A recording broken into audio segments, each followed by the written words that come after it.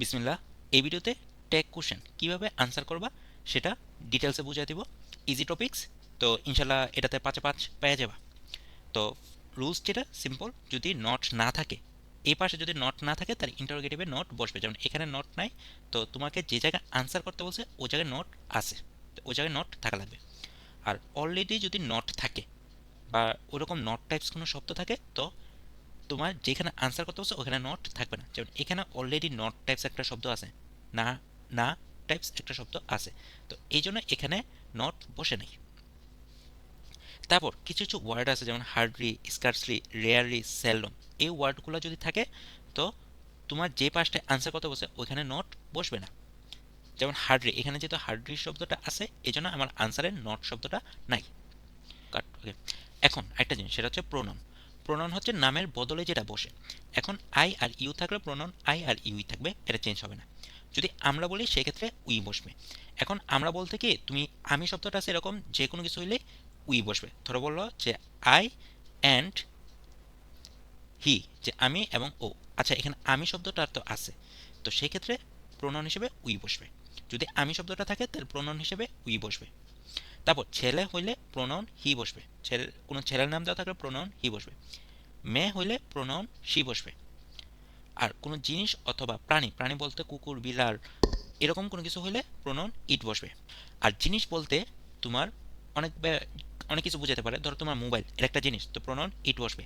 পড়ালেখা, এটা একটা কনসেপ্ট বা ওইটাকেও একটা জিনিস হিসেবে ধরা যায়, তো ওই ক্ষেত্রে প্রোনাউন ইট বসবে। তারপরে কোনো জিনিস যদি একটার বেশি হয়, একটার বেশি কোনো জিনিস হলে সেক্ষেত্রে দে বসে। একটার বেশি কোনো জিনিস হলে সেক্ষেত্রে দে বসবে। যেমন আমি যদি বলি মোবাইলস, একটার বেশি মোবাইল, তো সেই ক্ষেত্রে যেমন বা ফোনস, একটার বেশি ফোন, ফোনস লাস্টে এস দিছি, তার মানে কি একটার বেশি ফোন। ওরকম যদি একটার বেশি জিনিস থাকে তার প্রোনাউন হিসেবে দে বসবে। তারপরে এভরিবডি, নোবডি, এভরিওয়ান, নান, এই ওয়ার্ডগুলো থাকলে প্রোনাউন হিসেবে দে বসে। আচ্ছা, কি কারণে বুঝেছি এটা এখন একটু দেখো। আই এম, তারপর দেখো নট টাইপস কোনো শব্দ নাই, তাহলে তুমি আই এম এতটুকু টেক কোশ্চেন করা লাগবে। এখানে যেহেতু নট টাইপ শব্দ নাই এই জন্য এখানে আমি নট বসাইছি এন্ড। আচ্ছা, এম নটের শর্টে এন্ড লেখে, মানে এই যে এম নট, এম নট এটাকে শর্টে এন্ড লেখছে, এম নট শর্টে এন্ড লেখা হয়েছে এন্ড। আই ছিল প্রোনাউন আই বসাই দিছি, সেম, কোনো কিছু চেঞ্জ হয় নাই। তারপর তুমি ডি নাম্বারটা দেখো, নো ওয়ান শুড। আচ্ছা, অক্সিলারি ভার্ব হিসেবে শুড আছে, তো এই জন্য ফার্স্টে অক্সিলারি ভার্ব শুড বসাইছি। আচ্ছা, আমি কি বলছি, এভরিবডি, নোবডি, এভরিওয়ান, নান অথবা নো ওয়ান, একই জিনিস। নান এটা শর্টে রেখছি আর নো ওয়ান ওটা একটু বড় করে রেখছি। আচ্ছা, প্রোনাউন কি বসে বলছি এক্ষেত্রে দে, তো এই জন্য প্রোনাউন দে বসেছি। নো ওয়ান, অলরেডি যেহেতু নট টাইপস একটা শব্দ আছে, নো না শব্দটা আছে এই জন্য এখানে আর নট বসে নেই। এফ নাম্বারটা দেখো, নাথিং ইজ। আচ্ছা, সেম ভাবে দেখো, নাথিং অলরেডি নট টাইপস একটা জিনিস আছে, ইজ। তারপর যাই লেখছে এটা দেখা দরকার নেই, নাথিং ইজ, নাথিং কোনো কিছু না, জিনিসের কথা বলছি এই জন্য প্রোনাউন হিসেবে ইট বসবে। ইজ দেওয়া আছে, আমি ইজ বসাইছি। যেহেতু নট টাইপ শব্দ অলরেডি আছে, এখানে যেহেতু অলরেডি নট আছে, তাই এ পাশে আর নট বসে নাই। এখন যদি অক্সিলারি ভার্ব না থাকে তাহলে প্রেজেন্টে ডু অথবা ডাজ, প্রেজেন্ট টেন্সে ডু অথবা ডাজ বসে আর পাস্ট টেন্সে ডিড বসে। প্রেজেন্ট টেন্সে ভার্বের লাস্টে এস বা ইএস বসে অথবা কোনো কিছু বসে না, দুইটা জিনিস হয়, এস বা ইএস বসবে যেটার মতো এস বা ইএস বসবে, অথবা কিছুই থাকবে না, জাস্ট ভার্বটা থাকবে। ভার্ব মানে হচ্ছে যে কাজের কথাটা বলতেছি সেটা। এখন সিনেমাটা দেখো, মর্নিং সকাল। আচ্ছা, মর্নিং সকাল এটা একটা জিনিসের নাম, তো এই জন্য প্রোনাউন ইট বসেছি। অন্য কোনো অক্সিলারি ভার্ব নাই, এন্টারটেইনস লেখা আছে, তো অন্য কোনো কিছু না থাকলে প্রেজেন্টে ডু অথবা ডাজ বসবে। ইট একটা জিনিস, তো এই জন্য ডাজ বসাইছি। নট টাইপ শব্দ এই পুরো লাইনে নাই, যেহেতু নট টাইপস কোনো শব্দ নাই এই জন্য আমি নট বসেছি। যেহেতু নট টাইপস কোনো শব্দ নাই এই জন্য আমার আনসার করার জায়গায় নট বসেছি। এখন জি নাম্বারটা দেখো, উই হার্ডলি। আচ্ছা, হার্ডলি অলরেডি একটা নট টাইপ শব্দ আছে এই জন্য এখানে আর নট বসে নেই। আচ্ছা, কাট।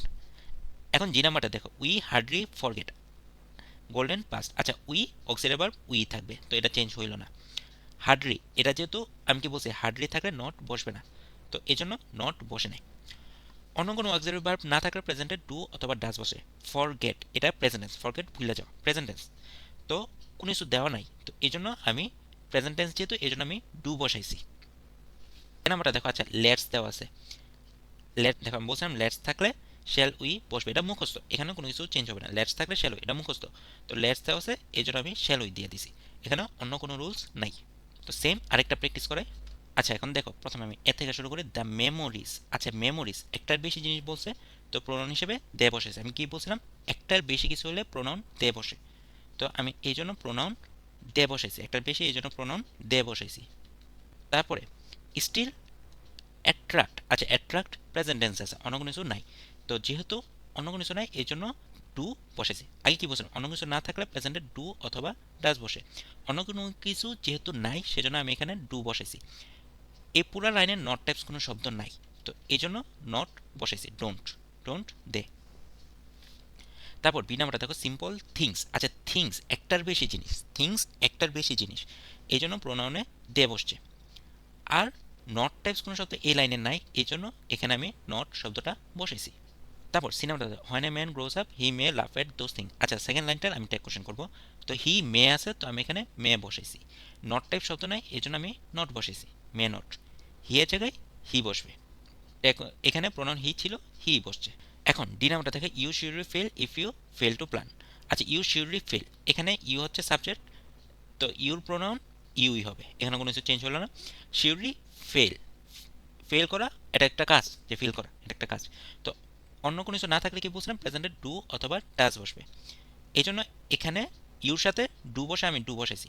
নট টাইপস কোনো শব্দ নাই এই জন্য নট বসেছি।